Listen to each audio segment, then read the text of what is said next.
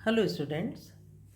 पूंजी लाभ की गणना में हम कुछ विशेष परिस्थितियों में करयोग्य के पूंजी लाभों की गणना कर रहे हैं।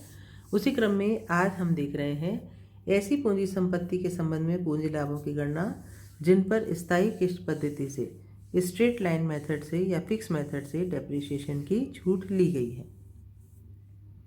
देखिए, यदि किसी करदाता ने जो कि शक्ति का उत्पादन करता है ना, पावर जनरेट करता है, करने वाले उपक्रम अथवा शक्ति का उत्पादन एवं वितरण करने वाले उपक्रम के अधिनियम में उसे विकल्प दिया गया है कि वे अपनी संपत्तियों पर निर्धारित दरों से स्थायी किश्त पद्धति से ह्रास की छूट प्राप्त कर सकते हैं। देखिए, अभी प्रीवियस क्लास में मैंने आपको बताया था कि जो भी संपत्तियां डेप्रिशिएबल होती हैं उन पर उनके हस्तांतरण पर उत्पन्न पूंजी लाभ हमेशा शॉर्ट टर्म कैपिटल गेन होता है। लेकिन मैंने आपको उसमें एक अपवाद बताया था, धारा 50A की परिस्थिति को छोड़कर। तो इसी क्रम में मैं आज आपको बता रही हूँ कि धारा 50A में 50A में सेक्शन 50A आयकर अधिनियम के सेक्शन 50A में कौन सी परिस्थिति, कौन सी कंडीशन आती है। ऐसी पूंजी की संपत्ति के संबंध में पूंजी लाभों की गणना आती है जिन पर स्थायी किश्त पद्धति से ह्रास की छूट ली गई है। तो ऐसे उपक्रम जो कि पावर जनरेशन में लगे हुए हैं, पावर जनरेट करते हैं, उसका डिस्ट्रीब्यूशन करते हैं, तो ऐसे उपक्रम के लिए अधिनियम में ये विकल्प है कि वे अपनी संपत्तियों पर निर्धारित दर से क्या कर सकते हैं, स्थायी किश्त पद्धति से ह्रास की छूट प्राप्त कर सकते हैं।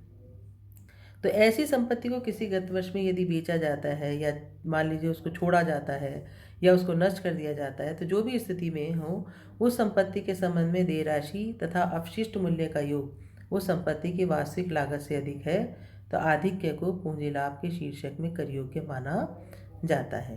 तो ऐसी व्यवस्था में क्या होता है, कर योग्य पूंजी लाभ जैसी भी परिस्थिति हो अल्पकालीन अथवा दीर्घकालीन हो सकते हैं।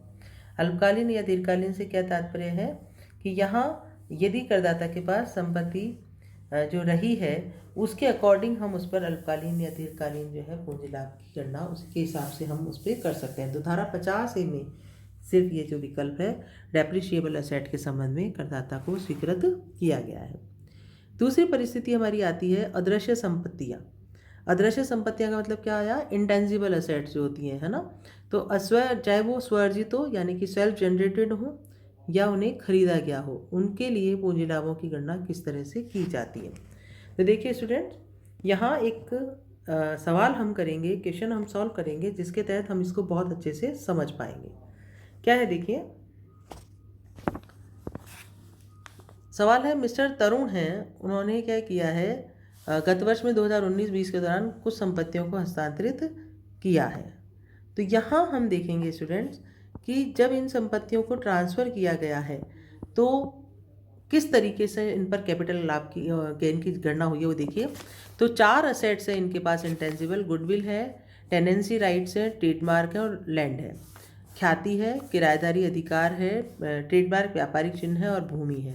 कॉस्ट ऑफ एक्विजिशन, सिर्फ इन्होंने गुडविल को खरीदा है और लैंड को खरीदा है, टेनेंसी राइट और ट्रेडमार्क इन्होंने नहीं खरीदा है। और उनका फेयर मार्केट वैल्यू, उचित बाजार मूल्य जो है वो 1 अप्रैल 2001 को 50,000, 80,000, 60,000 और 1 लाख है। और सेल कंसिडरेशन 2,27,000, 2,50,000, 4 लाख और 11,33,000 है।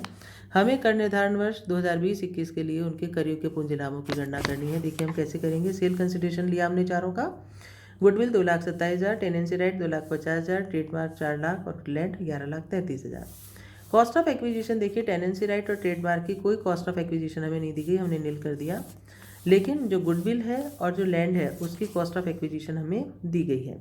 तो देखिए गुडविल के संबंध में मैं आपको एक चीज़ क्लियर कर दूं स्टूडेंट्स कि गुडविल जो है जितने में उसको लिया गया है, हम गुडविल को यदि देखें तो 50,000 की गुडविल है, सॉरी जो हमारी गुडविल है उस पर यदि हम जाते हैं तो देखिए 2 लाख जो इसका फेयर मार्केट वैल्यू है गुडविल का वो कितना है, 50,000 है।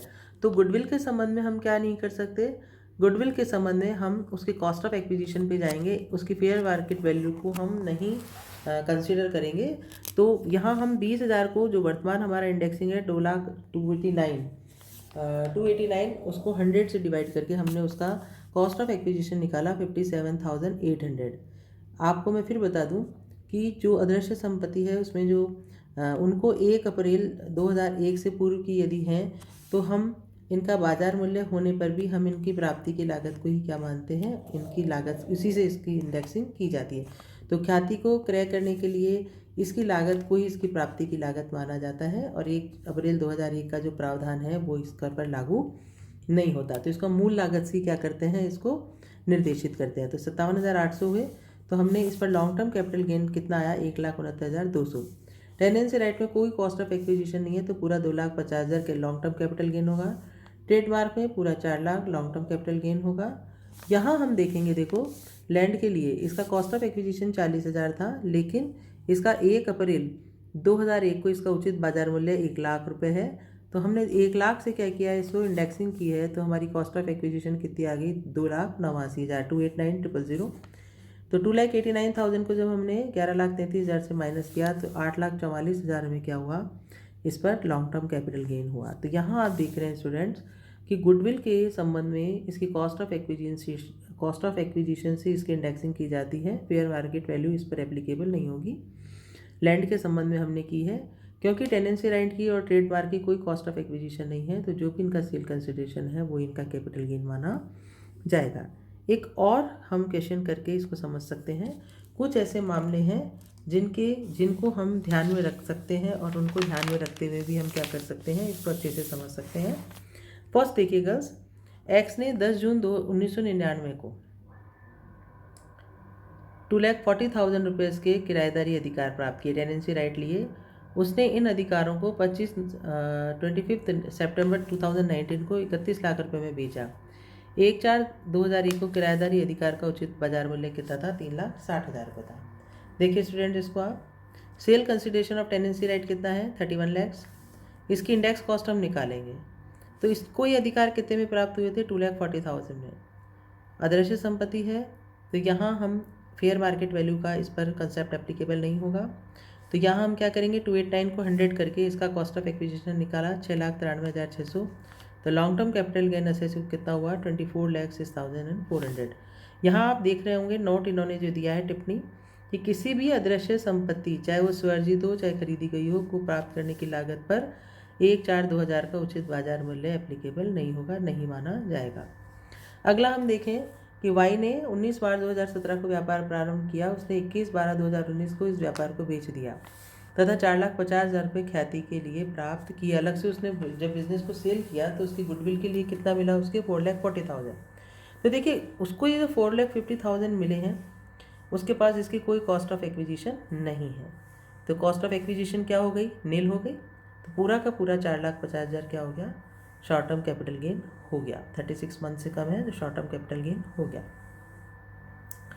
देखो ख्याति स्वर्जित होने के कारण इसको प्राप्त करने की लागत 0 है, क्योंकि व्यापार को प्रारंभ किए 3 वर्ष से अधिक का समय नहीं हुआ है, अतः पूंजी लाभ क्या होगा, अल्पकालीन पूंजी लाभ होगा। फिर देखिए आप स्टूडेंट्स, थर्ड, जेड ने अपने व्यापार के ब्रांड नेम को 1,40,000 रुपये में बेच दिया। उसने इसे 2005-06 में 16,000 रुपये में प्राप्त किया था। इसने इसको परचेज़ किया है, ये स्वर्जित नहीं है। तो 1,40,000 में हमने क्या किया, जितने में इसने खरीदा 16,000 रुपये में, इससे हमने इसकी इंडेक्सिंग की। तो वर्तमान वर्ष का इंडेक्स नंबर अपॉन जिस गत वर्ष में इसको खरीदा उस गत वर्ष के इंडेक्सिंग नंबर्स के साथ हमने इसकी जब इंडेक्सिंग की तो हमारे पास इसकी कॉस्ट ऑफ एक्विजिशन आई 39,521।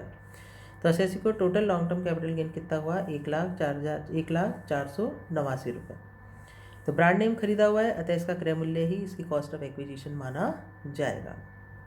अगला हमारा आता है sale consideration of goodwill of profession. देखो एक MBA फर्म है जो जयपुर में सितंबर 2007 से प्रबंध सलाहकार के रूप में प्रैक्टिस कर रहा है।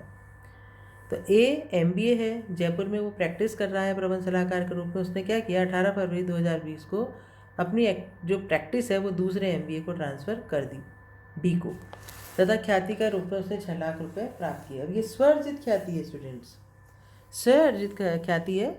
उसने 2007 से क्योंकि कार्य किया और 2020 में ट्रांसफ़र किया, तो उसने अपनी ख्याति, क्योंकि अपना नाम से उसने MBA को ये ट्रांसफ़र किया है अपनी फर्म को, तो यहाँ क्या हुआ है, देखो 6 लाख रुपये उसके स्वर्जित ख्याति के रूप में है। तो पूरे के पूरे 6 लाख क्या होंगे, कर योग्य होंगे। तो पेशे की ख्याति स्वर्जित होने के कारण उसको प्राप्त करने की लागत 0 होगी। क्योंकि पेशे की प्रारंभ किए हुए 3 वर्ष से अधिक का समय हो गया है, अतः हस्तांतरण से जो पूंजी लाभ हुए हैं वो दीर्घकालीन पूंजी लाभ होंगे। तो देखिए स्टूडेंट्स, ये जो कुछ सवाल हमने किए हैं, इससे आपको ये पता लगा होगा कि जो स्व अर्जित संपत्तियाँ होती हैं, अमूर्त संपत्तियाँ होती हैं, उनके संबंध में आपको एक चीज़ ध्यान रखनी है, चाहे वो इंटेंजिबल एसेट खरीदी गई हो या वो स्व अर्जित हो, उन पर फेयर मार्केट वैल्यू 1 अप्रैल 2001 की जो बाज़ार मूल्य है वो उन पर लागू नहीं होता। यदि उन्हें खरीदा गया है तो जो भी उनका कॉस्ट ऑफ एक्विजिशन है उसी से उसकी इंडेक्सिंग की जाती है। तो मैं उम्मीद करती हूँ आपको समझ आया होगा। अगली क्लास में हम कुछ और बिंदुओं को डिस्कस करेंगे। धन्यवाद।